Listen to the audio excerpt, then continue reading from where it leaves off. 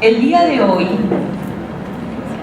de conformidad con lo que establece el artículo 95 de la Constitución de la República, la Ley Orgánica del Consejo de Participación Ciudadana y la respectiva resolución, la licenciada Patricia Enríquez Jaime de Ugarte, asambleísta por la provincia del Oro, rinde cuentas a sus mandantes.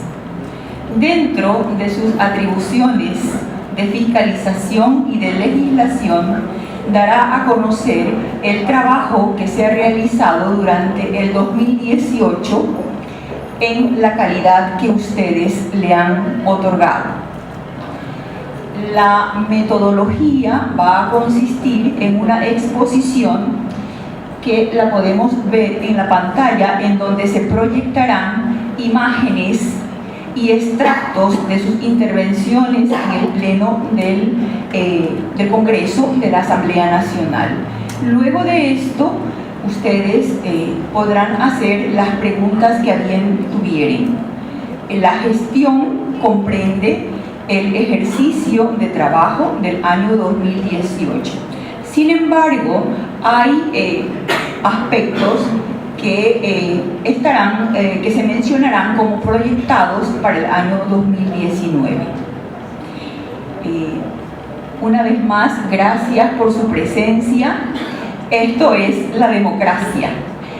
Recibamos con un aplauso a la licenciada Patricia Enríquez de Ugarte, asambleísta por la provincia de Oro. Muy buenas tardes, queridos amigos, amigas, autoridades aquí presentes. Un agradecimiento también a mi equipo, la doctora Alejandra Cantos, a Bernarda Callejas, al abogado Diego Flores, que han venido hoy a trabajar conmigo acá en la provincia también. Este es un trabajo que lo hacemos en conjunto y que gracias a ellos también podemos avanzar en todo lo que es la temática y los problemas que tiene la provincia y el país. La legislación, como ustedes conocen, es un proceso de pensamiento, de pensar, de investigar, de analizar muchas cosas. Está aquí el señor presidente de la Corte, sabe, algunos abogados que están aquí conocen el proceso, y hoy venimos aquí ante ustedes a rendir cuentas del trabajo realizado en el año 2018, tal como lo dice el artículo 95 de la Constitución. Gracias por su presencia. Vamos a hacerle lo más conciso posible para el trabajo realizado por un año, que no lo podemos abarcar en pocos minutos que vamos a estar aquí presentes. Pero en todo caso quiero que conozcan aquello que tenemos que hacer los asambleístas cuando estamos en nuestras funciones. Como ustedes saben, aquí lo tenemos, mi función es legislar y fiscalizar. Dentro de ese trabajo, yo estoy como parte de la Comisión de Salud. Es la comisión a la que la Asamblea me puso y que lo hago con muchísimo gusto. Fue uno de los pedidos. Yo pedí que me pongan, si es posible, la de salud y la de educación. Solo participé la de salud, pero me parece que es una de las más importantes, porque la salud del pueblo es la base del desarrollo de un país. Porque si nosotros tenemos un pueblo sano, un pueblo con prevención, un pueblo que se cure y que tenga los servicios adecuados, es un pueblo que puede salir adelante. Nosotros hemos hecho un trabajo no solamente en escritorio, también lo hemos hecho en el territorio, y por eso hemos visitado algunos de los centros de salud de aquí de la provincia, específicamente de donde nosotros somos, y quienes nos eligieron fueron ustedes para trabajar en la salud del pueblo orense. Podemos ver aquí las visitas al Hospital Teófilo Dávila para revisar todo aquello que se había mejorado y aquellas cosas que están mal y que nosotros podemos exigir el cumplimiento de mejoras dentro del servicio de salud. Estamos en el Hospital de Santa Rosa, en Santa Teresita, que tiene unos problemas bastante graves. En Saluma, como ustedes tienen conocimiento, el Hospital de Saluma fue cerrado por problemas del suelo, y hasta ahora se lo puede abrir, y la población de Saluma está atendida en el Hospital Materno Infantil del Seguro Social y en un anidado del Seguro Social, llamado anidado, una especie de subcentro donde están atendiendo a las personas, y aquellas que tienen problemas mucho más graves tienen a piñas a atenderse. Entonces para ellos es un verdadero suplicio, un calvario que tiene que ser solucionado y que estamos exigiendo tanto al municipio de Zaruma como a la ministra que se dé solución a este problema. Nosotros hemos estado también en el Seguro Social de Machala por una cobertura de los espacios y de los puestos, porque se ha priorizado dar esos puestos a extranjeros y no a nuestros médicos y enfermeras ecuatorianas, y estamos exigiendo que sean los machaleños, orenses y ecuatorianos los que ocupen esos puestos. Nos hemos reunido con los diferentes miembros del Seguro Social y con la ministra para mirar ese proceso de contratación del personal.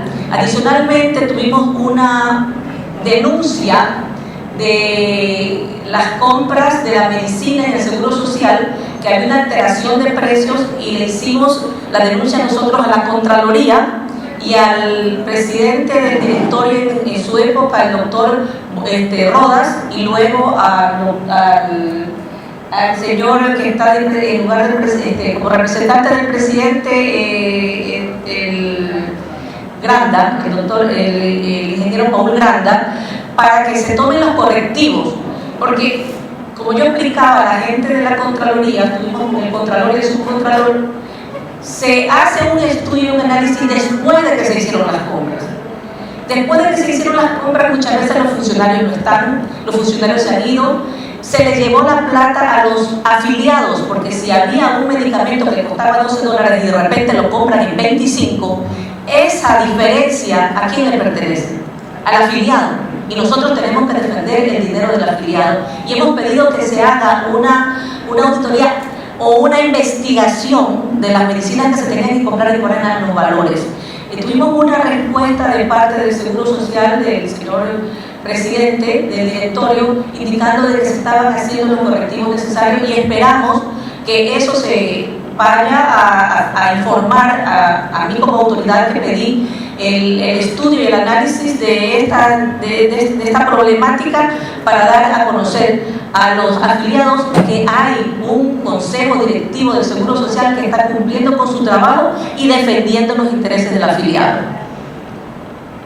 Hemos visitado también los centros de salud, vimos y estamos hoy día justamente hablando con la persona encargada de los hospitales y centros de salud del ministerio, porque el único subcentro que se construyó y se terminó fue el del Velasco Ibarra, pero en este momento, como hay una construcción de una vía, hay mucha dificultad para los enfermos, las personas que quieren ser atendidas ahí, para llegar, porque no están yendo los buses. En este momento el hospital Teófilo Dávila está abarrotado, porque todos, en lugar de ir a un subcentro donde se les va a hacer una atención primaria, están yendo al hospital que debe ser para otro tipo de atención, y hay una serie de problemas. Entonces me pidieron justamente hoy que converse, aquí está el señor alcalde encargado, con la alcaldía, para ver de qué manera podemos ayudarlos a todos estos pobladores para que puedan acceder al subcentro, porque está subutilizado en este momento. Y tenemos alguna problemática con los otros dos subcentros de Machala, porque en la prioridad que se ha hecho y la falta de recursos que está el Estado en este momento, ha habido un cambio de direccionamiento, y se está direccionando más recursos a los hospitales y subcentros de Manaví y Esmeralda, que fueron afectados por el terremoto del 2016, que todavía no han sido atendidos y que en muchos casos están trabajando en carpas. Hay un verdadero preocupación de esos sectores porque no tienen la atención adecuada. Pero nos dijeron que, como se habló hace un momento, que vamos a trabajar para direccionar recursos para el año 2020. Bueno, esperamos que así sea y que se termine esos subcentros. Estamos exigiendo al SECOP, porque conocemos que no le corresponde al Ministerio de Salud, sino al SECOP, hacer la contratación de la fiscalización, y eso es lo que ha parado la construcción también de estos subcentros. Estuvimos en una reunión con la señora ministra y con los viceministros de salud para, junto con el Comité Pro Defensa y Construcción del Hospital básico de Santa Rosa, ¿no? Que haya un compromiso para atender este sector. La señora ministra en esos momentos, junto con el asambleísta Carlos Falqué y la asambleísta nacional alterna, que estaba principalizada en este momento, Zoila Ullague, se comprometió, se puede decir, con nosotros para en este año 2019 hacer la contratación del proyecto y del hospital, y en el año 2020 iniciar la construcción. Estamos en ese seguimiento porque parece mentira. Esto no es una cosa como en la empresa privada, que cuando uno proyecta algo, planifica, inmediatamente se cumple. Aquí en la parte pública, lamentablemente, es un trabajo muy duro de seguimiento para que estos proyectos tengan un cumplimiento que a veces se alargan a 6 meses, 1 año, y nosotros nos desesperamos porque los mandantes, que es la ciudadanía, exige a las autoridades una mayor agilidad y muchas veces no depende de nosotros. Gracias a Dios, en la Asamblea también se aprobó una ley de administración pública para dar mayor agilidad a los procesos. Está aprobada, pero no vemos que hay un mayor cumplimiento en estos procesos, porque siempre si establecemos y tenemos que hacer un trámite en un departamento de la función pública, nosotros vemos las demoras que existen y que no hay la agilidad que quisiéramos. Asambleísta Patricia Enríquez. Señor presidente encargado, muy buenos días, compañeros asambleístas. He estado escuchando a la compañera Norma Vallejo, su propuesta, y la he leído, y como parte de la Comisión de Salud hemos visto durante nuestros talleres y hemos escuchado a los profesionales de la salud los problemas que tienen respecto al horario de trabajo. Escuchamos hace un rato a una niña, hija de alguna persona que trabaja en la salud, y verdaderamente tienen muchos problemas.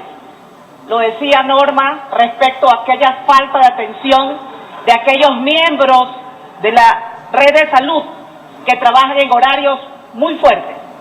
Y es verdad, estaba revisando los horarios de algunos países y hay concesiones especiales.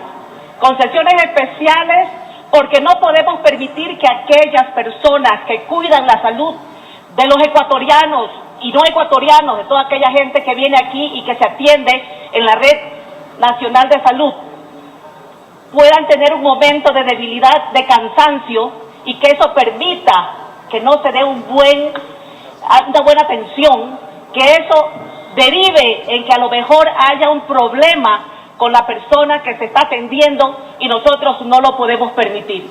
Compañeros asambleístas, es importante ver que la autoridad que regenta la salud debe analizar este problema, y en el COS lo hemos trabajado. En el Código Orgánico de la Salud lo hemos analizado y hemos revisado todos estos procesos, y tiene que haber cambios. Incluso en personas que tienen problemas personales, aquellos empleados de la salud, personas que trabajan ahí, que tienen familiares muy cercanos con discapacidad, problemas que tienen personas con adultos mayores que no pueden ser atendidos, que tienen que tener un régimen especial de horarios.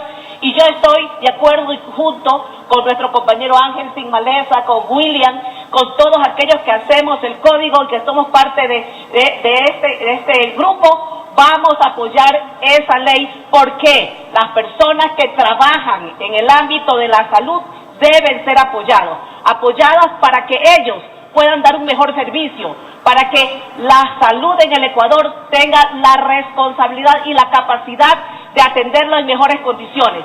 Compañeros asambleístas, creo que es importante darle este apoyo a toda el área de la salud y a aquella gente que se sacrifica día y noche, porque tienen horarios que les dan la oportunidad de hacer seguimientos a las enfermedades y permitir que estas personas que están en momentos de dificultad puedan sanarse y salir en buenas condiciones. Es el momento de unirnos a trabajar por la salud de los ecuatorianos y creo, señor presidente y compañeros asambleístas, que este proyecto debe ser aprobado por todos y en unanimidad para ayudar a la gente que trabaja defendiendo la salud de los ecuatorianos. Muchísimas gracias. Compañeros, esta fue una de los pedidos que se hacía en la Asamblea para tratar de mejorar la actividad, especialmente de las enfermeras, enfermeros, tecnólogos, que tienen unos horarios sumamente largos y que les afecta a su salud incluso. En el Código de la Salud, que lo hemos venido trabajando durante año y medio, lo hemos tomado en cuenta y las peticiones de muchos de los asambleístas que nos hicieron llegar han sido analizadas para que sean incorporadas. Siga, por favor. Este Código Orgánico de la Salud, como ven ustedes, es un instrumento jurídico que tiene por objeto establecer el régimen legal que permite el ejercicio de la salud y el derecho que tenemos todos los ecuatorianos y personas extranjeras que se encuentran en el territorio, y que regula más que nada que las personas naturales y jurídicas sean atendidas con todos la atención necesaria para poder defender su salud. Este código viene trabajándose los 6 años, parece mentira, son 6 años de trabajo de un código que nunca se lo aprobó. En el último mes de la administración de Correa, del presidente Correa, y de la asamblea de ese tiempo, que fue en mayo del 2017, se aprobó en primera instancia una aprobación que se la hizo a toda velocidad y que fue muy criticada por los asambleístas que estamos en la actualidad, porque un código de tanta importancia no podía ser aprobado de esa manera. Nosotros en la comisión, que ha sido una comisión de puertas abiertas, hemos atendido a todos los gremios, a todas las personas involucradas en el medio que significa la salud en su trabajo, quienes hacen el ejercicio de dar atención a la salud y quienes reciben. Es una de las comisiones que mayor atención ha hecho a toda la parte del país que ha estado interesado en llegar a la asamblea, e incluso con talleres que nos permitieron mirar la problemática que existe en el país. Y nosotros como despacho hicimos algunas observaciones al COS.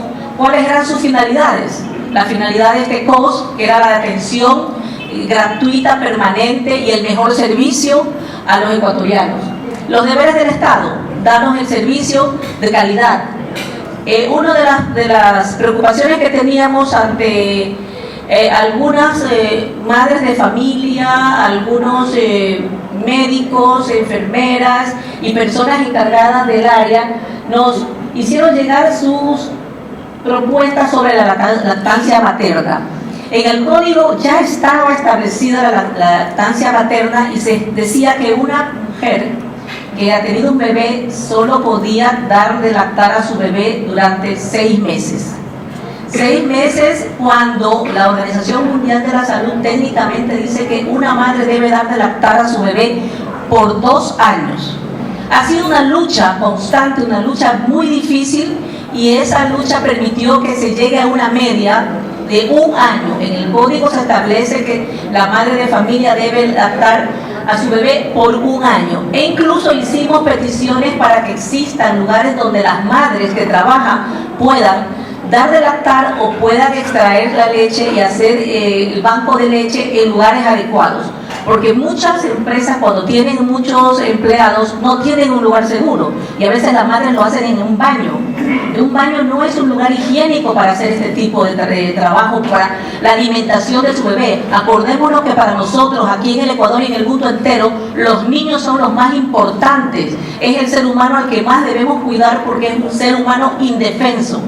Y por eso solicitamos que se ubiquen en todas las instituciones que tienen una cantidad determinada de empleados y mujeres especialmente que están en estado de maternidad, lugares adecuados y seguros e higiénicos para que puedan dar de lactar a sus bebés o hacer el banco de sangre, de leche materna que necesita un niño cuando la madre no está en casa.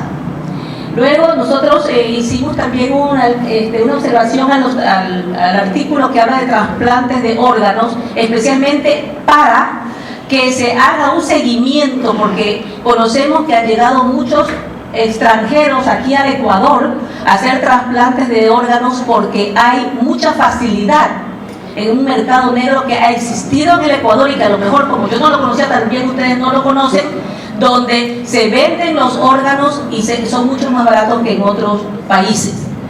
Los dispositivos médicos también hicimos que se haga una separación de lo que son los medicamentos y los dispositivos médicos por la diferencia.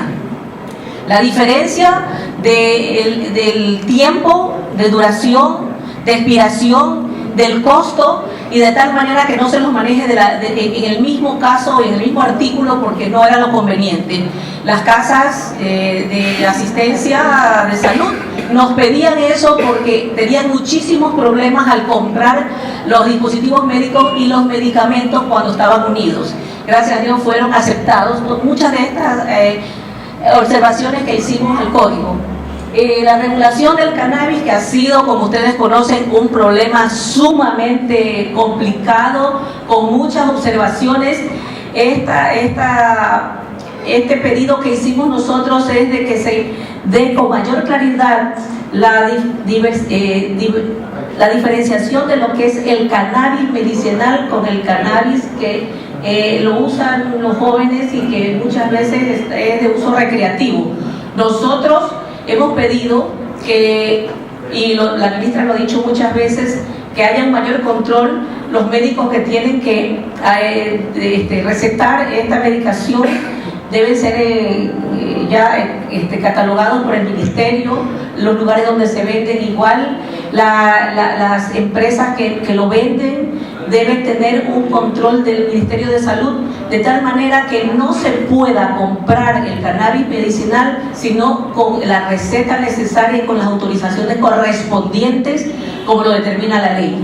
Por eso es esa diferenciación, y nosotros queríamos aclarar esto porque ha habido una serie de personas que han cambiado totalmente lo que significa la regulación y uso de cannabis medicinal, que no es medicina curativa, sino paliativa para las enfermedades catastróficas y para evitar que las personas tengan dolores tan fuertes y mejorar la calidad de vida de un enfermo con una enfermedad catastrófica.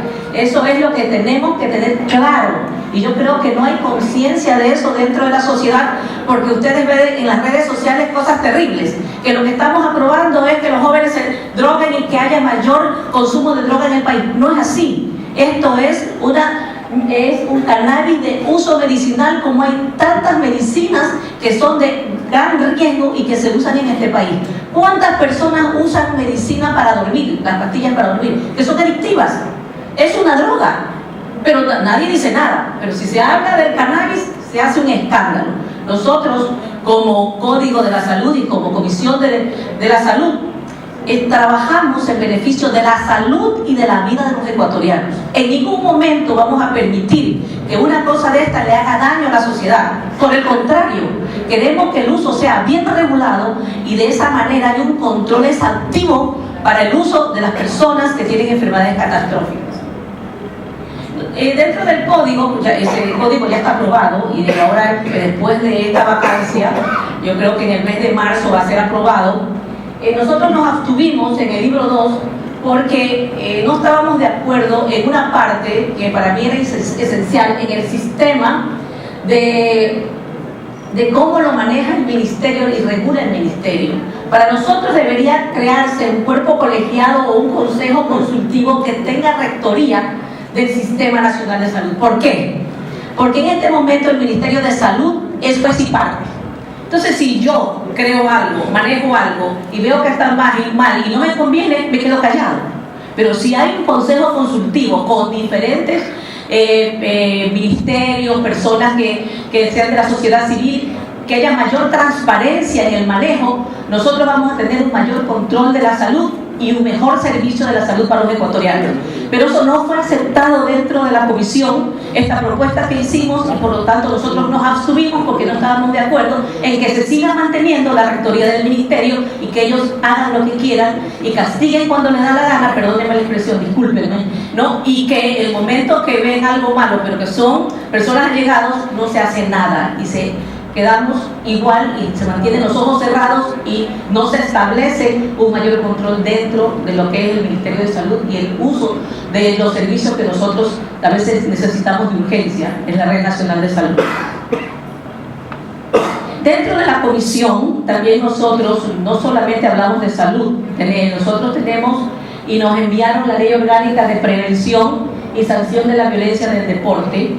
En este momento ya está aprobada esta ley, que es lo que queríamos nosotros rescatar, que el deporte, que también es recreación, que el deporte que antes era una diversión familiar y que las familias iban que al estadio, que al coliseo, los matrimonios con sus hijos, han dejado de ir. ¿Por qué? Porque ha habido muertes, porque hay asaltos, porque hay muchas barras que llevan armas y que a veces son atacados incluso dentro o fuera del estadio, del coliseo, cuando un equipo no gana. Hemos visto que si perdió Barcelona, se armó un escándalo fuera del estadio, si perdió Emelec, lo mismo, y en la Sierra igual, si en la Liga, si el otro equipo, y eso debemos evitarlo.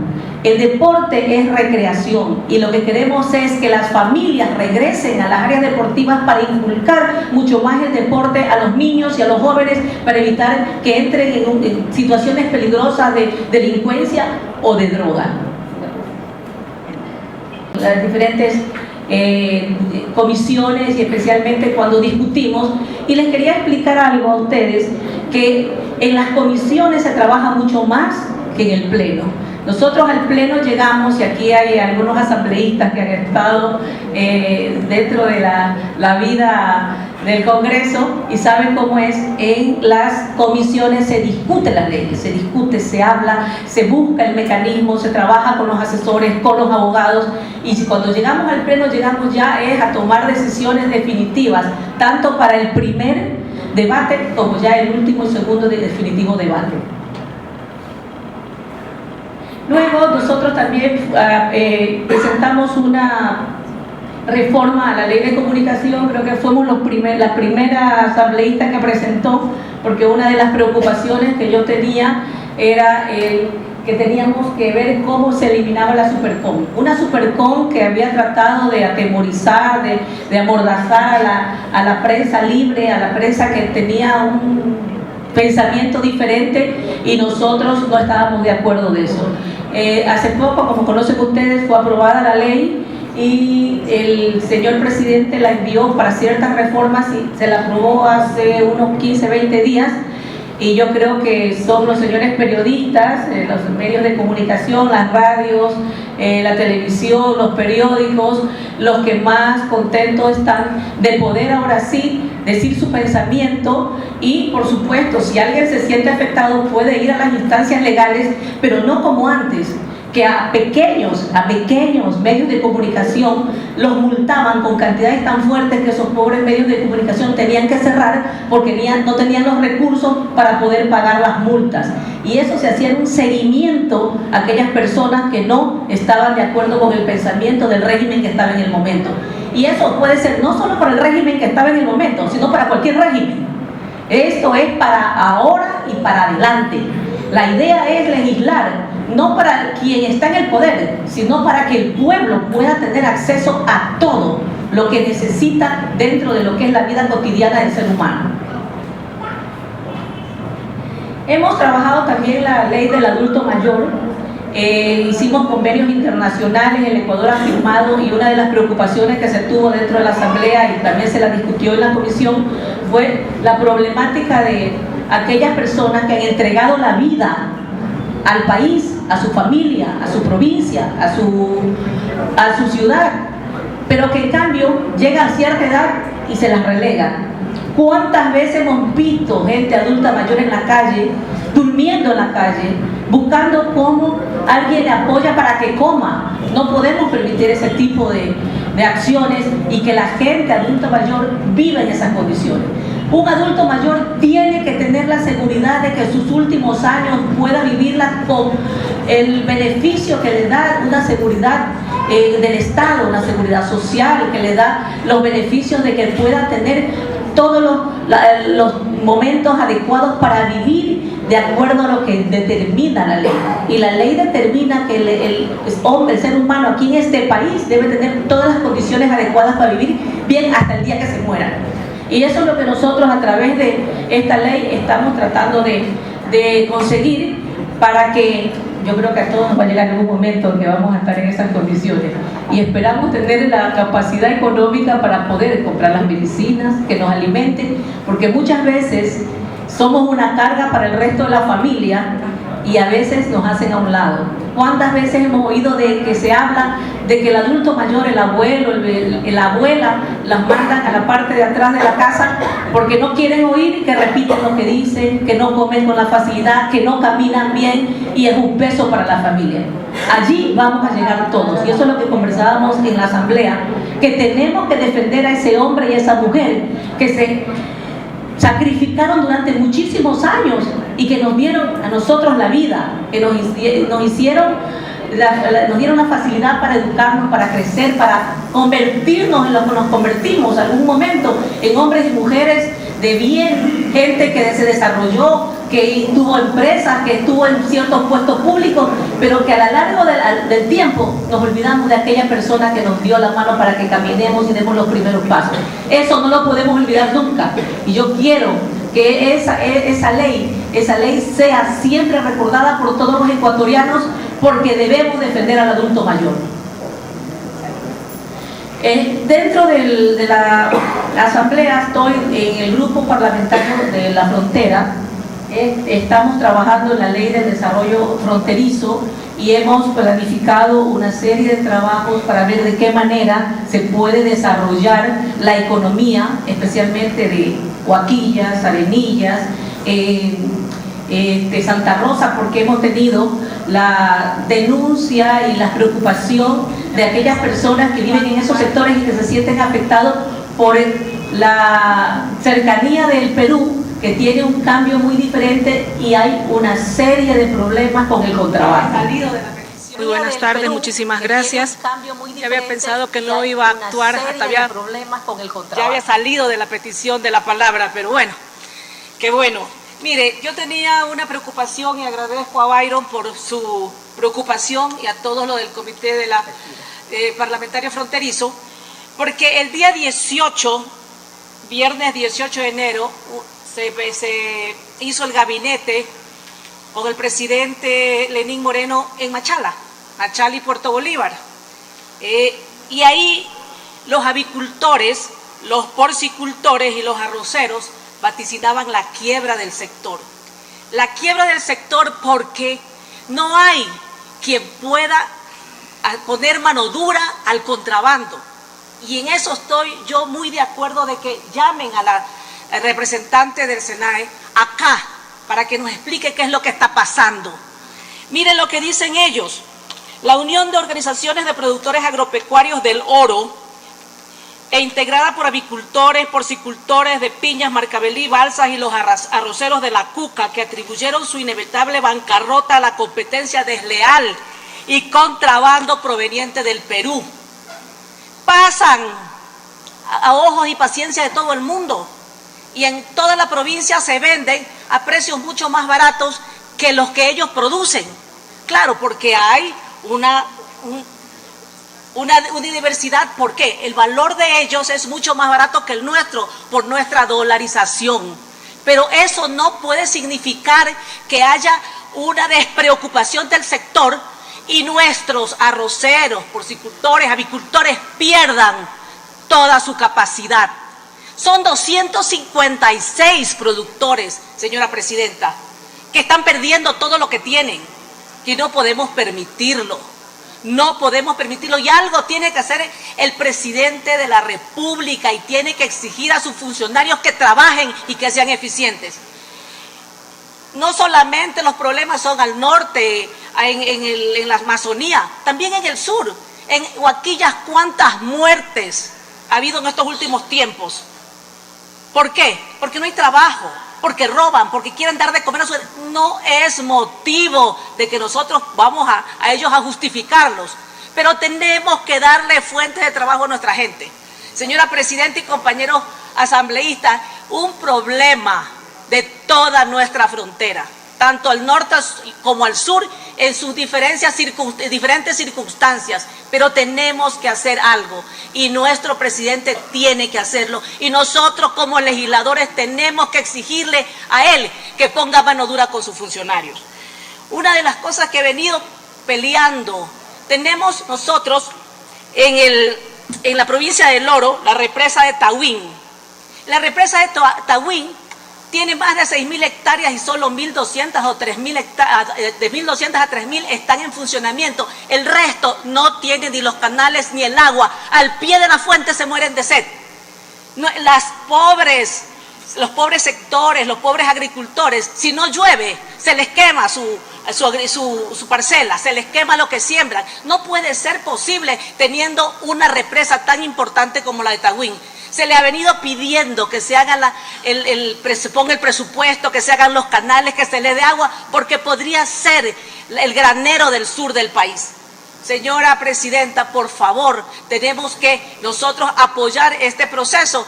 Y Byron, por favor, necesitamos tener esta unión de todos los asambleístas para poder reactivar la economía de la frontera sur, de la frontera norte y de la frontera este. Muchísimas gracias, señora Presidenta y compañeros. Vamos a tratar de desarrollar todos esos sectores. Muchas gracias. Gracias. Creo que arranqué aplausos aquí y aplausos allá también. Pero sí es una lucha que tenemos y hemos estado con ejemplares, hemos estado trabajando con las diferentes autoridades buscando la reactivación de estos sectores que tanto lo necesitan. Este es otro de los problemas que hemos venido peleando. Yo digo peleando, que no debería ser la palabra, no tenemos que pelear, no tenemos que exigirnos más. Es desde el... sí, pero a veces el diálogo no funciona. A veces queremos dialogar y se queda todo el diálogo y no hay las horas necesarias ni se cumplen con lo que nosotros pedimos. Y como que parece que la provincia del Oro queda un poco relegada, será porque estamos al sur, un poco lejos de Quito, que de repente, a pesar de que no somos una provincia deficitaria, por el contrario, nosotros aportamos al erario nacional bastantes millones de dólares, no tenemos la atención necesaria que deberíamos. Y esto se lo vino trabajando desde el primer mes que estuvimos ahí. Fue una promesa de campaña que hasta ahora se sigue trabajando y nosotros hemos hecho hasta la actualidad 14 pedidos de información. Muchos de ellos han sido contestados y tenemos la respuesta para ellos. Hoy día justamente estaba hablando con el director de las concesiones del ministerio y le preguntaba yo, porque ya se firmó el contrato del paso lateral de Ponce Enríquez. Si no me acuerdo, no sé si son 8 o 18 millones, pero por ahí va, es en 8. Y él me decía hoy día, porque he estado llamándolo varias veces, y me decía que están en el proceso de la expropiación de todas las áreas donde va a pasar la nueva vía, y que el municipio de Ponce Enríquez está ayudando, y que recién el día viernes de la semana pasada pusieron el ministro de Finanzas y el ministerio les puso los recursos para poder pagar las expropiaciones. O sea que en este mes de marzo se va a iniciar ya un poco más, con mayor agilidad, el trabajo para iniciar ya la apertura de este paso lateral. Porque son 3 los pasos laterales que deben hacer. Uno en el Guabo, uno en Naranjal y este de Ponce Enríquez. El de Ponce Enríquez se hizo más famoso por el asunto de ese bendito bingo que detuvo a más de 8 horas, 5 horas, 10 horas a las personas ahí y que no había la manera de transitar hacia Guayaquil, ni de Guayaquil a Machala, porque la gente jugaba bingo. Entonces, ante eso fue que se tomó la decisión de dar el primer paso con el paso de la vía lateral de Ponce Enríquez. Esperemos que ahora en marzo se inicien los procesos de la vía El Guabo Río 7 han estado ya en conversaciones con Consur, que es la compañía que es la concesionaria, para que se agilite el trabajo. Dice que están trabajando, la verdad es que no lo he comprobado, que están trabajando en este momento pero de una forma un poco lenta. Pero se va a inyectar recursos para que se lo haga mucho más rápido y que se espera que a partir de a fines de marzo, primeros días de abril, el trabajo entre con mayor fuerza. Esperamos que sea así.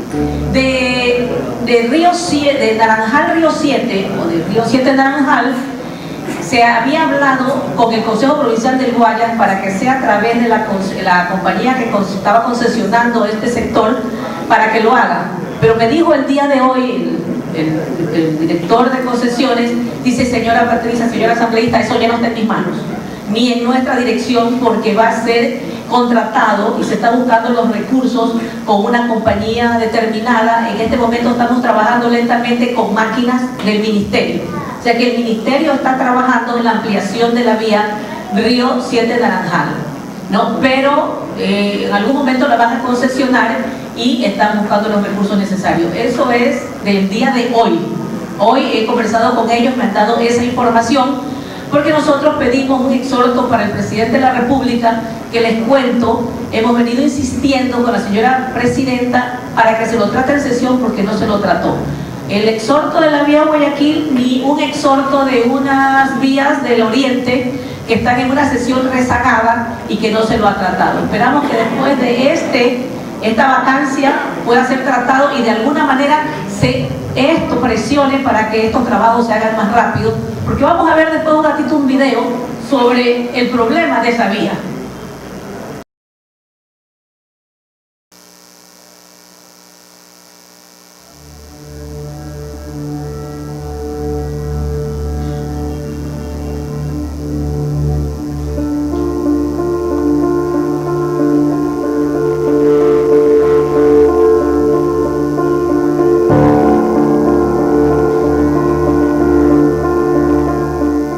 Por casi 50 años, accidentes de tránsito, muertos, heridos, mutilados, incinerados y una serie de desgracias se han registrado en la vía Machala-Guayaquil, desde el sector de la Iberia hasta Naranjal y viceversa, perjudicando al oro, considerada históricamente una de las provincias más productivas del país, que ha visto limitado su crecimiento en varios frentes.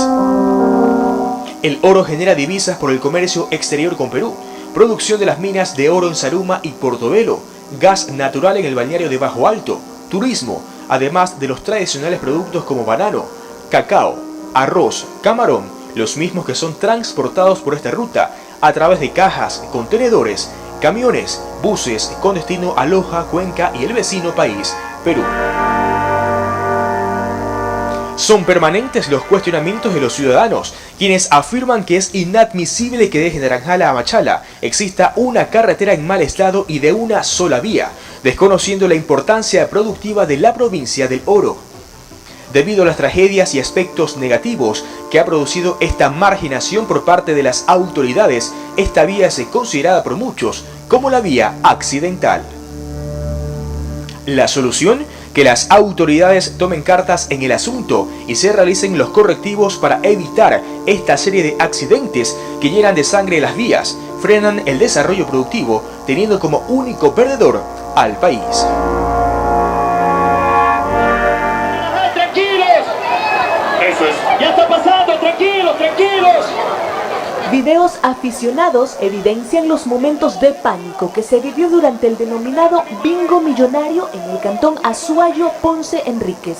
Las imágenes demuestran no solo el caos vehicular que se formó por más de 8 horas, sino además los instantes de terror tras una presunta explosión de una de las mangueras conductoras de gas de un vendedor de comida rápida. El corredor vial Guayaquil-Machala-Huaquillas es una de las obras más esperadas por los orenses. El pasado 22 de julio del 2016, el ex vicepresidente Jorge Glass, el exministro de Transporte y Obras Públicas Walter Solís concesionaron el tramo que comprende Río 7 Naranjal a cargo de la empresa Consur. Concesión que hasta la presente fecha no se visibiliza en la vía.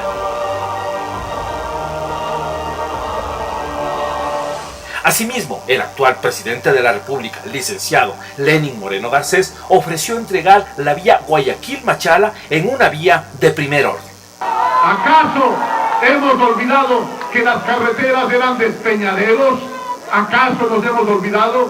Sin duda alguna, y vengo a este momento a ratificar mi compromiso. La carretera, Machala, Guayaquil, la carretera de primer orden, de las mejores del país. La necesidad de mejorar esta vía nace de las personas que día a día ven cómo su vida corre riesgo al transitarla. Personas a pie que lo único que buscan es mejorar su calidad de vida al sacar a la venta sus productos como banano, camarón, arroz, entre otros. La provincia de El Oro es una de las más productivas del país, pero que se ve limitada por no tener vías que permitan sintonizarse con las vías que otras provincias tienen. Y que en estos 10 años, muchos políticos afines al gobierno han sacado pecho, convirtiéndonos en una provincia relegada en temas viales.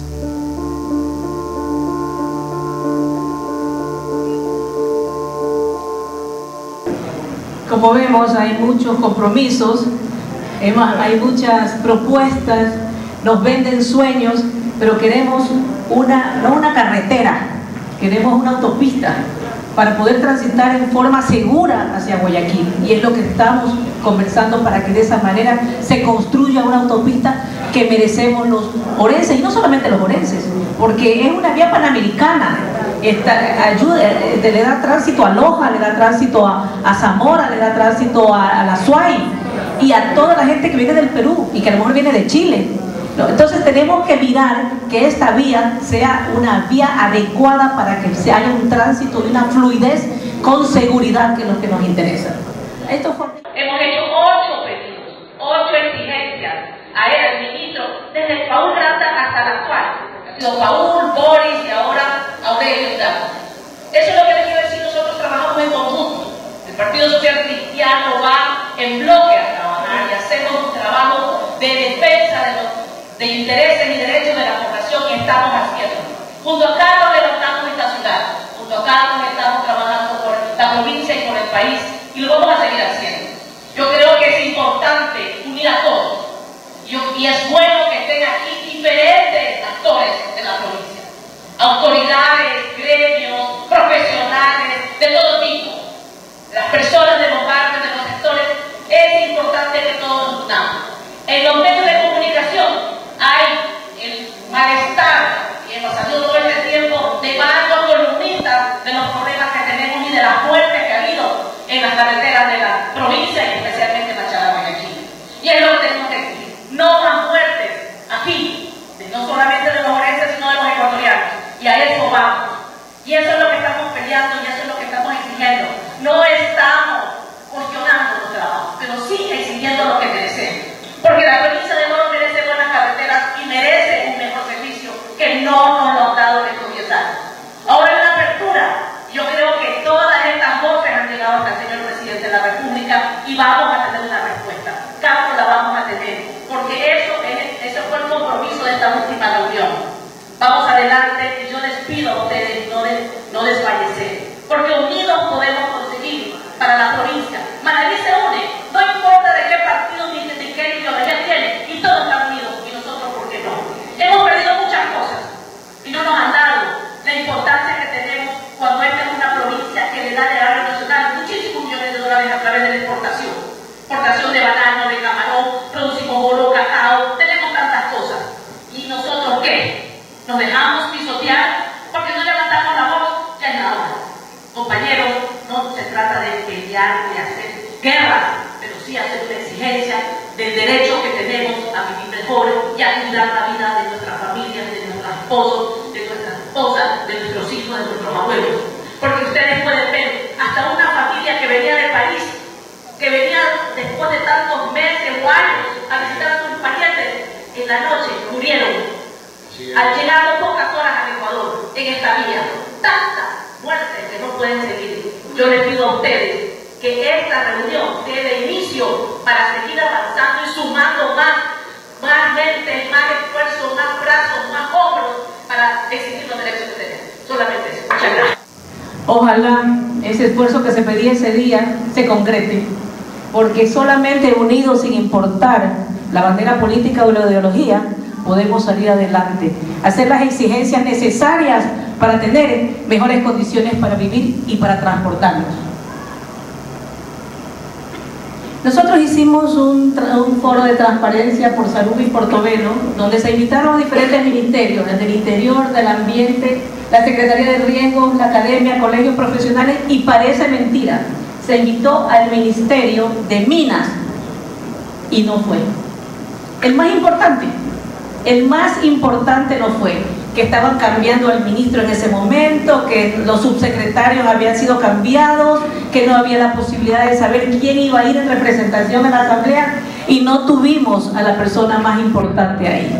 Hemos estado buscando la información para ver de qué manera se puede mejorar la problemática de Zaruma, más que nada después del socavón que hubo, porque gracias a Dios cuando se cayó la escuela no estaban los niños. Y tenemos todavía pendiente un taller con todos ellos en Zaruma para mirar cuáles son las propuestas que ese día nos dieron, algunas, especialmente la academia, la SPOL estuvo ahí, la SPOL había trabajado en Zaruma y tenía algunos proyectos interesantes porque se hablaba de que la minería es algo temporal y que se va a acabar y que debemos buscar otros medios para la subsistencia y desarrollo de la economía de Zaruma y de todo este sector de la minería, pero no lo queremos hacer ahora porque estamos en campaña política. Entonces van a decir, vienen porque están en campaña política. Esperaremos que pase esto para tomar ya una decisión y armar un taller interesante con todas las autoridades necesarias. Pedimos una comparecencia de las autoridades de GILPOR y de Autoridad Portuaria de Puerto Bolívar ante la Comisión de Desarrollo Económico para que nos expliquen qué es lo que está pasando con la concesión. Parece que eso no fue muy presentado en la prensa, ni fue receptado, pero hicimos este trabajo. Por favor, tome asiento. En la comisión, y ahí fue el gerente de GILPOR, los representantes de los turcos, como lo digo, el gerente de Portuaria, el administrador del contrato, y de esta manera nos dieron una explicación de lo que se está haciendo, porque nosotros estábamos con la preocupación de que los compromisos que se habían adquirido no se estaban cumpliendo. Entonces hay incluso un cambio de autoridades, porque inicialmente estaba un español, luego estuvo un mexicano y no conocían ni siquiera la problemática del oro, una persona que, para mi concepto, de acuerdo a una petición de información que les hicimos, me contestaron que ellos eran una empresa privada y que por lo tanto no tenían la obligación de contestarle a un asambleísta. Entonces le mandamos una comunicación indicando los artículos correspondientes para que ellos nos contesten, porque ellos estaban dando un servicio público y por lo tanto nosotros teníamos todo el derecho de exigirle la información. Luego nos hicieron llegar la información de los trabajos que estaban haciendo. Felizmente, ante creo que una petición del señor presidente de la República, se cambió el gerente. Ahora tenemos un ecuatoriano que está aquí y que tiene experiencia porque ha sido gerente de Autoridad Portuaria en Guayaquil y de algunos puertos privados, y que conoce la forma como nosotros somos los ecuatorianos, y de tal manera que ha hecho una serie de cambios. Se han contratado las grúas, se han contratado ciertos implementos, se está trabajando en una venta de los servicios del puerto a otros espacios y otros territorios del Ecuador, incluso al norte del Perú, para ver en los próximos años cómo va el crecimiento de la carga para el exterior. Ojalá se pueda conseguir. Era un trabajo que hace algunos años la administración del puerto se había hecho y que se quedó a medias porque cambiaron las autoridades. Es uno de los problemas más graves que tenemos dentro de la administración, el cambio de autoridades. Cuando te cambian una autoridad, todo regresa a cero. Hemos trabajado un año y de repente te cambian un ministro, cambian a una autoridad y todo quedó en nada. hasta que vuelven y se ponen a revisar los documentos y dónde está y que se perdió y que se traspapeló. Nuestro esfuerzo no sirvió de nada. Es una pena aquí en el Ecuador que pase esas cosas, pero es algo que pasa todos los días. En todo caso, ellos hicieron una información que hasta cierto punto nos da un poco de tranquilidad, pero no de la forma como quisiéramos. De todas maneras, vamos a seguir insistiendo en la información de cómo va el desarrollo de esta contratación, de esta concesión para el mejoramiento de Puerto Bolívar, del puerto, y más que nada, como aquí lo decimos, que se cumpla la ley de desarrollo de Puerto Bolívar con los recursos que genera Portuaria. El 50% para el municipio y el 50% para el Consejo Provincial. Nosotros conseguimos que se les entregue al Consejo Provincial y al municipio de Machala los 2 billones que tenían retenidos para obras de Puerto Bolívar, y ellos nos están, la prefectura nos dio una información respecto a los trabajos que están haciendo, y todavía estamos esperando la de la municipalidad de Machala para poder, por supuesto, nosotros conocer a fondo qué es lo que está pasando con esos recursos y la planificación que se establece. Siga, por favor. Otro de los temas que tenemos dentro de la comisión es la ley para las personas con discapacidad. Es un proyecto de ley que lo iniciamos en el año 2018, pero eso va a estar dentro de la agenda del 2019, porque todavía lo estamos trabajando, reuniéndonos con diferentes sectores de las personas con discapacidad para poder mejorar la ley que ya existe, porque no es que no hay ley para las personas con discapacidad, sino que hay una serie de vacíos que estamos tratando de implementar, de mejorar para ayudar a aquellas personas que tienen que desarrollarse dentro de la sociedad a pesar de la discapacidad, porque son personas como nosotros que han tenido algún problema. No significa que debemos dejarlas de un lado, sino que deben ser incluidos dentro de la sociedad. Uno de los problemas que estamos viviendo es Jambelí. Hemos solicitado a los diferentes organismos estatales, a la Secretaría de Riesgo, al Ministerio de Obras Públicas, a los diferentes sectores, para que nos concreten cuáles son las acciones que están dando. En la Secretaría de Riesgo nos contestó que ellos iniciaron un trabajo, pero que ya a ellos no les corresponde, sino al municipio de Santa Rosa y al Consejo Provincial. Pero se pueden imaginar la cantidad de recursos que necesitan para defender a Jambelí, y que el municipio de Santa Rosa va a tener los recursos para eso.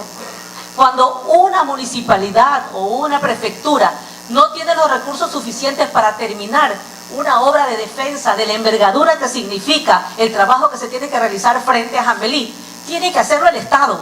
Y eso es lo que estamos exigiendo. ¿Cómo se está viviendo abajo Jambelí? ¿Cuántas casas se han perdido? Hoteles que se han perdido, los pequeños restaurantes de la gente que vive ahí. Y muchas veces, me parece increíble, pero no me lo dijeron de frente, pero hubo un rum que decía: ¿cuántas personas viven en Jambelí?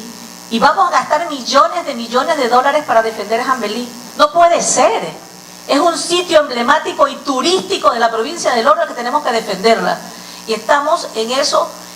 No estamos de acuerdo a la contestación que nos dio la Secretaría de Riesgo, pero vamos a exigir a los diferentes sectores para que se nos presente una planificación de la defensa de Jambelí. Bueno, aquí vemos a don José Augusto Briones, que ahora es el secretario del presidente de la República, cuando era el director de Semplades.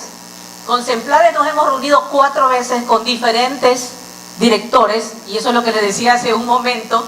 El cambio de las autoridades es algo que nos corta todas las acciones que podemos realizar en beneficio de alguien.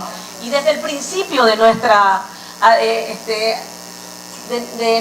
nuestra posición como asambleístas, iniciamos este proceso de conversación para ver de qué manera se hacía la redistribución de la zona 7 en cuanto a la mejora de los accesos de servicio, especialmente en las secretarías y las diferentes secretarías del gobierno. Porque ustedes tienen que haber leído, tienen que haberse enterado, son 21 secretarías que tiene Loja, 4 que tiene El Oro y 1 que tiene Zamora. Nosotros le explicábamos al director de Exemplares que no puede haber esta inequidad, que debe haber justicia y que tiene que haber equidad. Y más que nada que se lo tiene que manejar de acuerdo a la población, territorio y a las acciones encaminadas al desarrollo económico de cada sector. ¿Qué desarrollo tiene Zamora? Se establecen las secretarías que corresponden a ellos, las que tiene Loja y las que tiene Loro. De tal manera, acuérdense que quisieron llevársela del Magapico y la Secretaría de Pesca a Loja. O sea, ¿qué pescan en Loja? Cuando aquí tenemos, nosotros los pescadores tenemos el mar, tenemos todo. Pero tal vez alguna tilapia en algún río, ¿no? Pero no podía hacer eso. Hasta eso se lo quisieron llevar. Si tenemos un problema de un empleado, tenemos que ir a Loja a tratar este problema en el ministerio correspondiente y en la secretaría. Aquí para comprar las medicinas, me decía el gerente del hospital Teófilo Dávila, tengo que irme a Loja para que Loja me autorice la compra de inyecciones, de jeringuillas, de los equipos para poder hacer rayos X. Si se me daña un equipo, tengo que ir a Loja para que me autoricen a hacer el arreglo. No podemos nosotros dejar que eso siga así, porque eso, ¿qué es lo que hace? Que nuestros servicios sean deficientes por el tiempo que pasa y el costo adicional. Si tenemos que hacer un trámite y tenemos que ir a Loja, el transporte, 6 horas de ida, 6 horas de regreso. Si tenemos que quedarnos un día, el hotel. A veces hay personas que no tienen recursos para hacer esos trámites y se queda todo en la indefensión. Entonces, estamos exigiéndole eso, pero dice Exemplares que ha contratado un estudio a través de la academia para determinar cuáles son las funciones y cómo se puede establecer estos cambios. Estábamos pidiendo que se termine definitivamente todo este proceso de la bendita zonificación, que lo que nos hace es retrasar todo el programa que tenemos las diferentes empresas, sean del Estado o sean privadas, para desarrollar nuestras actividades. Ya ustedes oyeron que se le estaba exigiendo al ministro y especialmente a Exemplares, ¿no?, el terminar los canales de Tahuín. Ese fue un trabajo que hicimos con las personas de Exemplares, con los agricultores de Arenillas, que pedían que se construyan los canales. ¿Por qué? Porque no tienen el agua para poder avanzar con la agricultura del sector. Tenemos algunos grupos parlamentarios y entre esos tenemos el grupo parlamentario de las mujeres. Ahí trabajamos mucho en los programas de violencia, de acoso, de femicidio, buscando los mecanismos para defender la vida de las mujeres. Y uno de los problemas más grandes es que, a pesar de que se aprobó una ley, esa ley no tiene recursos. Y eso es lo que hemos venido hablando dentro de la Asamblea, de qué nos sirve trabajar, hacer las leyes, aprobar las leyes y decir aquí están, que estén en el registro oficial, pero no se pueden aplicar porque no tienen recursos. Por lo tanto, el gobierno tiene la obligación, dentro de su presupuesto, manejar los recursos adecuados. ¿Cuánto teníamos antes? Antes teníamos alrededor de 2 millones para este programa. Este año, 600.000. ¿Qué hacen $600.000 para todo el Ecuador, para defender la vida de todas las mujeres que viven en este país? Nada. Eso es lo que estamos exigiendo y yo creo que es un deber del gobierno defender la vida de las mujeres ecuatorianas.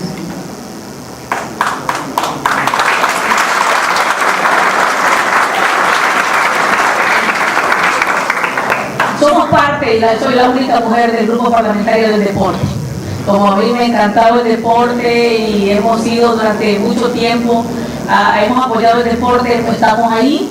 En este momento estamos trabajando la nueva ley del deporte, analizando la ley del deporte del 2005 y la ley del deporte del 2010 para buscar los mecanismos de mejorar y de buscar que se masifique el deporte aquí en el Ecuador. Bueno, eso es parte del año 2019, no voy a adelantar algo. Estuvimos la semana antepasada con la ministra, bueno, no es ministra, la secretaria, porque se convirtió en secretaria del deporte, la secretaria del deporte, Andrea Sotomayor, y ella nos dio una explicación sobre el presupuesto que también le ha recortado al ministerio, y eso significa que se ha recortado a todas las federaciones deportivas del país, a todas las ligas barriales, a los diferentes sectores que trabajan con el ministerio, Y bueno, el día lunes nos reunimos para buscar el mecanismo de defender a la Liga Deportiva Estudiantil, que por un error involuntario o por la novatada, porque recién comenzaba, no se entregaron los documentos a tiempo y se quedaron fuera del presupuesto de las ligas estudiantiles.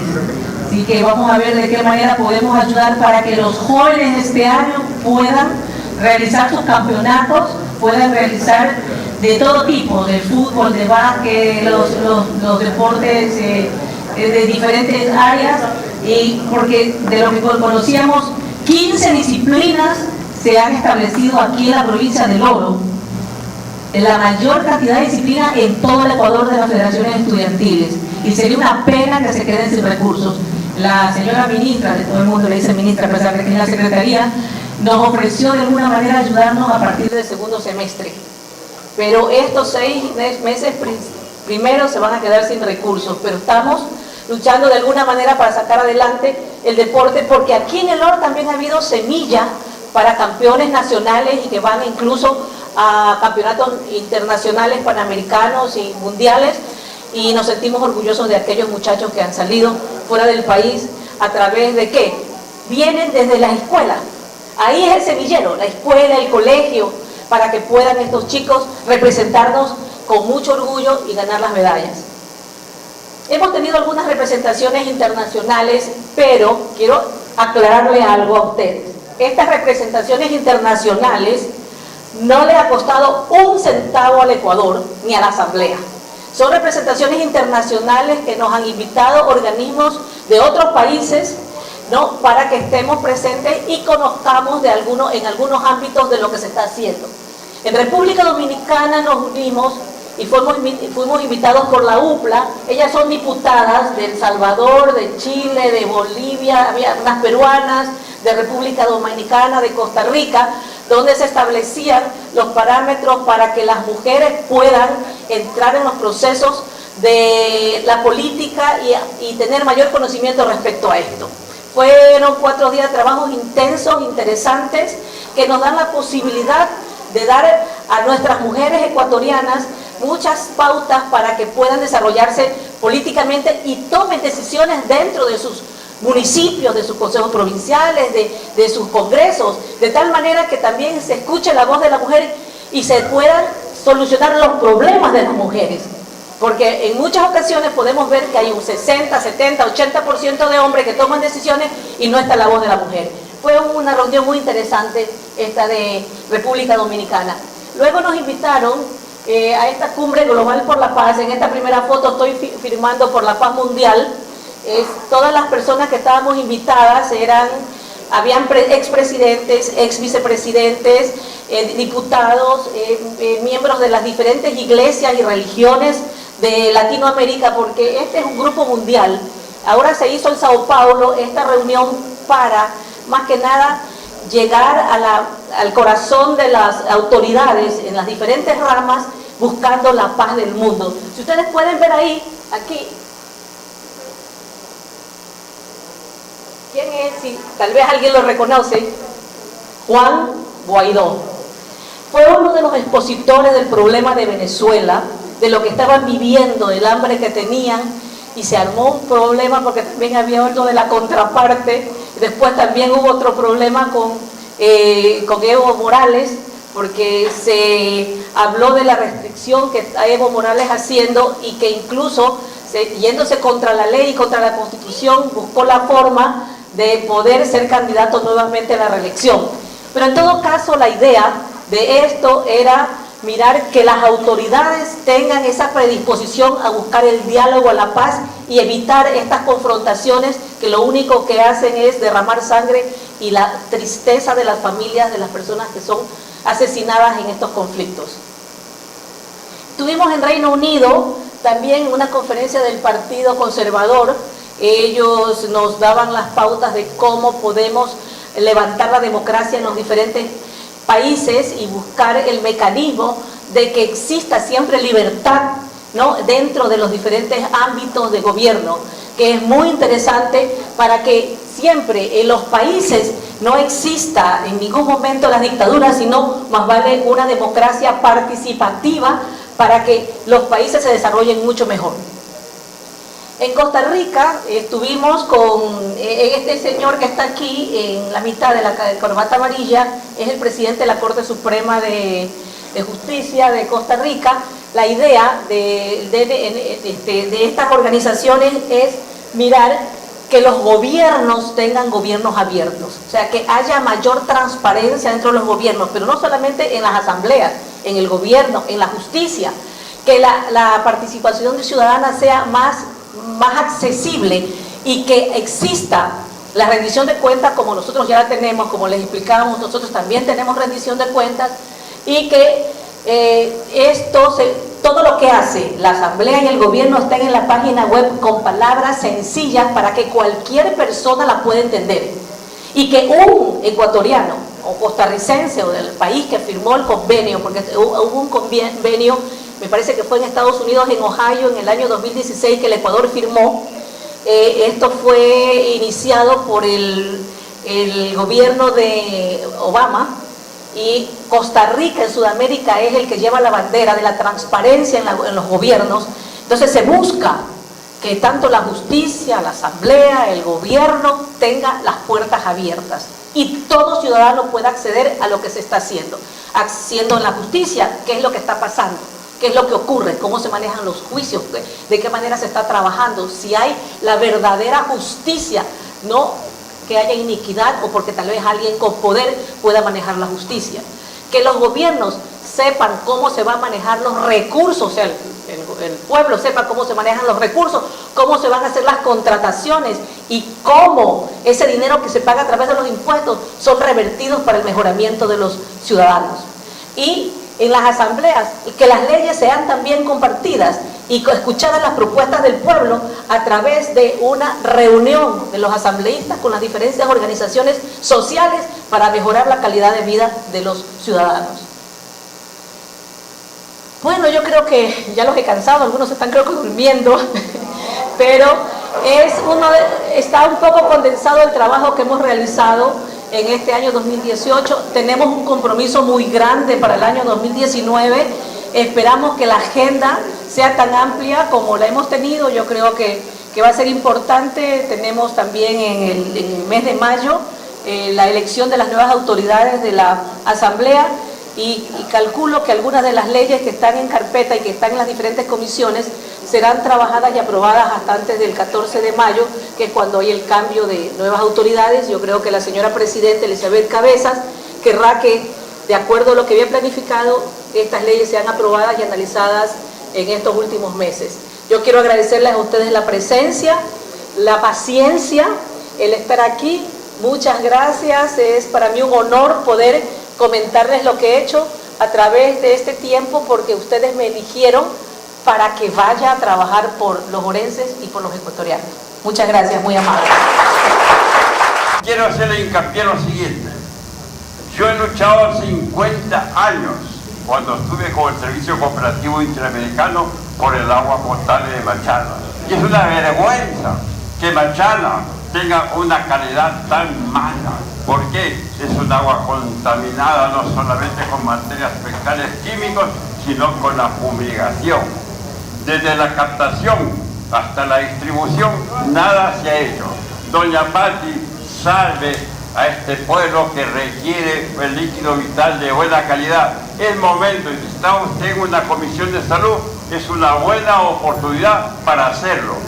Yo le digo con toda sinceridad, he hablado con todos los alcaldes desde la época que digo alcalde, 60, hasta la presente fecha. A palabras necias, oídos sordos, cuando es lo más importante que debe tener un pueblo, el hídrico, para podernos exactamente servir y evitar cuantas enfermedades.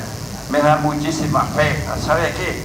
Yo he hecho los exámenes de laboratorio y tiene gran cantidad de materias que son muy ofensivas para la salud humana. Entonces les pido de favor, como orense y como ecuatoriano, tome cartas en el asunto. Machala no puede seguir recibiendo un líquido vital de estas condiciones.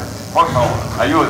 Don Numa, yo creo que es un problema que se viene trabajando desde hace mucho tiempo y es verdad, hemos tenido serios problemas con el agua potable, pero se viene trabajando ya algunos cambios de tubería, que creo que es lo que más nos afecta, porque conozco de fuente que el agua que sale de la planta del cambio es una agua de bastante buena calidad, e incluso se trajo unos técnicos para que revisen la cantidad de minerales que tenían para poder mejorar su producción y pueda ser consumida por los orenses y pachaleños.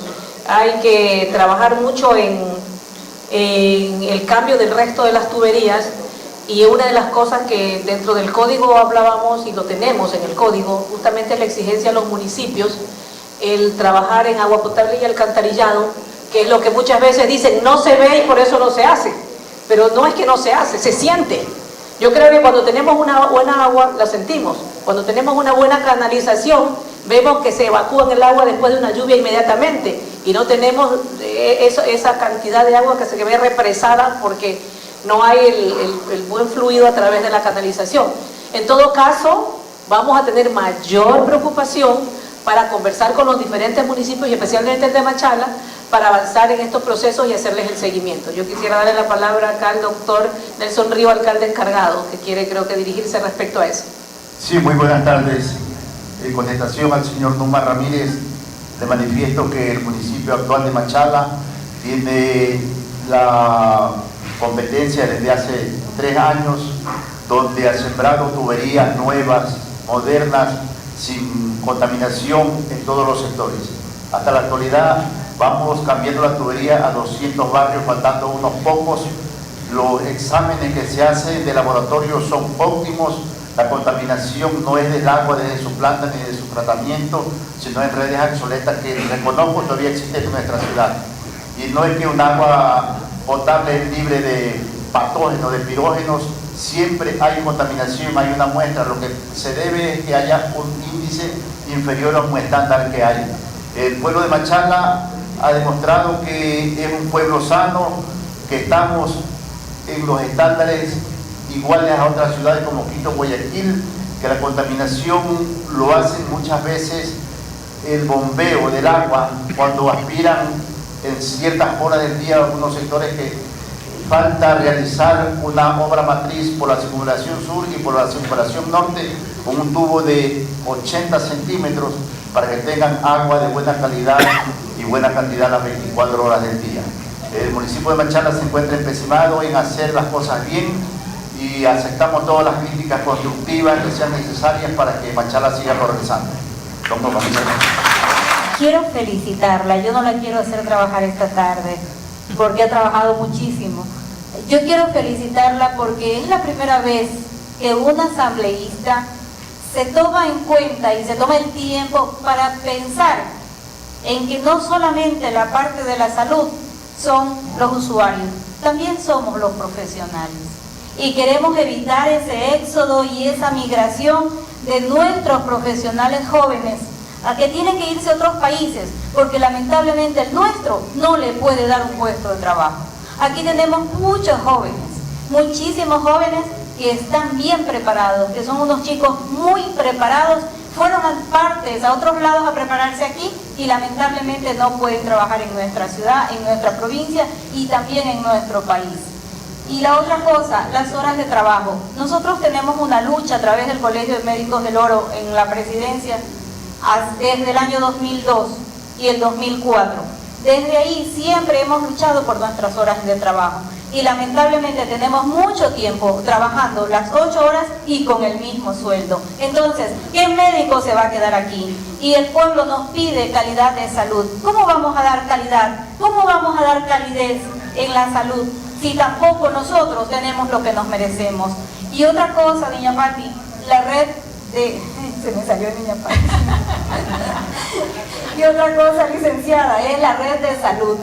Nuestra red de salud a nivel nacional tiene que estar bien encajado, eso tiene que fortalecerse, porque tenemos muchas opciones en la institución que trabajo que podemos hacerlo trabajar y podemos atender, pero sin embargo el mecanismo, el nexo del pago de la red de salud no está todavía bien encajada. Mil gracias por preocuparse por eso y por favor en eso sí, siga trabajando. Gracias. Gracias. La doctora Delia María Chalén, Delia María, en el código se establece todo este tipo de situaciones y yo creo que si lo aprobamos, tal vez no sea un código perfecto, pero creo que nos va a dar la oportunidad de tener una mejor calidad de servicio de salud, que eso es lo importante. En el camino se pueden ir corrigiendo y se pueden ir mejorando todos los artículos de la ley, pero vamos a tener de alguna manera cómo sancionar. Eso nos decía la ministra. Hay ocasiones que las clínicas privadas, que hay una serie de actividades que se hicieron mal, pero que el ministerio no tiene la posibilidad de sancionarlos. Otra de las situaciones que venimos peleando es que el ministerio dé los recursos necesarios para que paguen los servicios a los privados. Hay algunas clínicas privadas que dan servicio, ¿no?, pero que ya en un momento se sienten colapsados porque no les pagan 3, 4, 5 meses y les deben 2, 3 millones de dólares y ya no pueden más. Entonces no podemos tampoco colapsar a la empresa privada, a la medicina prepagada, que de todas maneras es un soporte para la Red Nacional de Salud, ¿no?, y que mañana estas clínicas cierren. Hay un pedido constante de que se pongan al día, por supuesto mirando que los servicios que han dado sean los correctos y se haga una auditoría a las planillas, porque tampoco podemos dejar que los privados abusen de los recursos de los ecuatorianos. Señora Patricia, muy buenas tardes, Dios me la bendiga. Quiero felicitarla de antemano, mujer virtuosa, valiente, guerrera, que nos ha demostrado luchar por los derechos de nosotras las mujeres. Hoy en su rendición de cuentas, una vez más, sabemos que es una mujer que ha luchado por nuestra provincia.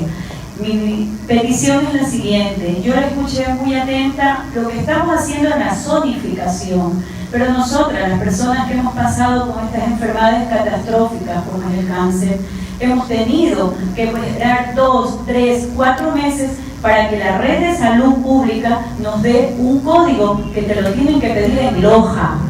Mientras ese proceso pasa, hemos pasado mucha calamidad.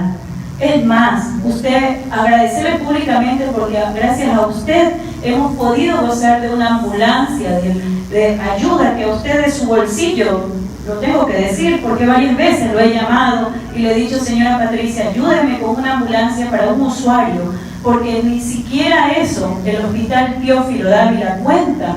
Tienen 2 ambulancias que siempre viven dañadas. Entonces, yo creo que usted como una mujer portavoz de nosotros ante la Asamblea Nacional, ayudemos a que la salud se deje de zonificar, se deje porque se juega con el dolor de nosotros. Nosotras, cada mujer, cada hombre que sufre una enfermedad catastrófica, esperar 3, 4 meses para que se apruebe un código y no tenemos medicina, señora Patricia, no tenemos medicina. A más que nos dan un código en Loja, nos vamos a Solca, en Solca tenemos que comprar muchas veces la medicina por lo que usted acaba de decir, que las empresas privadas están colapsando por la falta de recursos económicos. Quiero pedirle a su vez que siga trabajando por aquel sector tan vulnerable como son las enfermedades catastróficas, señora Patricia. Dios me la bendiga y buenas tardes. Gracias. Es verdad, da dolor, verdaderamente dolor, que en nuestro país las personas que no tienen recursos, sumamente pobres y que tienen enfermedades catastróficas que se ven a cada momento, no tengan la posibilidad de trasladarse de un lado a otro y hasta que esperen el código muchas veces se han muerto.